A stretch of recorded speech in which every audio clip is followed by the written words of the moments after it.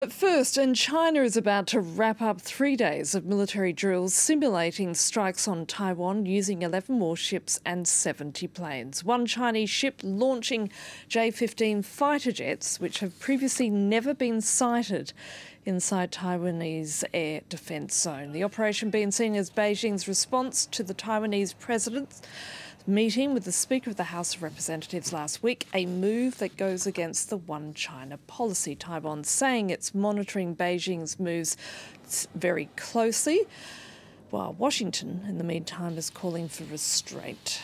And this is what a Taiwanese official said earlier.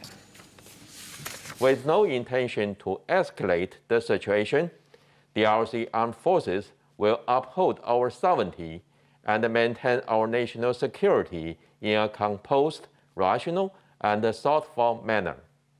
Meanwhile, our air defense units have remained on high alert.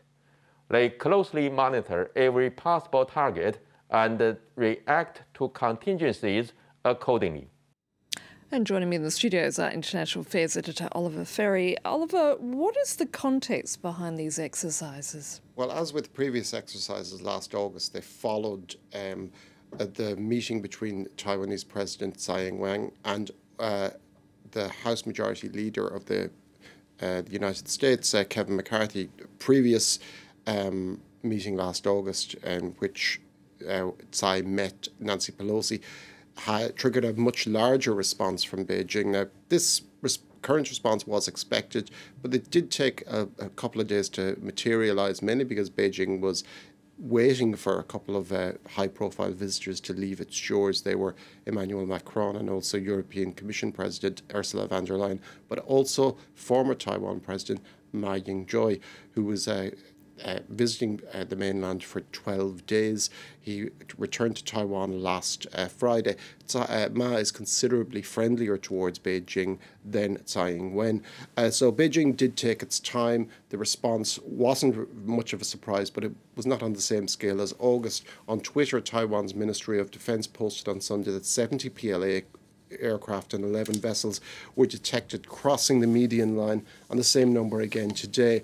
Now, it has to be said that incidents like this make international news, but they're taken with relative equanimity in Taiwan itself. The government certainly takes them seriously, but people don't really live in a state of dread about them. They carry on with their lives. They've been part of Taiwanese life for decades now, both under the dictatorship until 1987 and also since then as well, since it became a democracy. So China obviously wants to have an influence on next year's presidential elections when a successor to Tsai Ing-wen will be selected, but they're probably not going to move the dial that much, considering there's very, very low levels of support in Taiwan for unification with the mainland.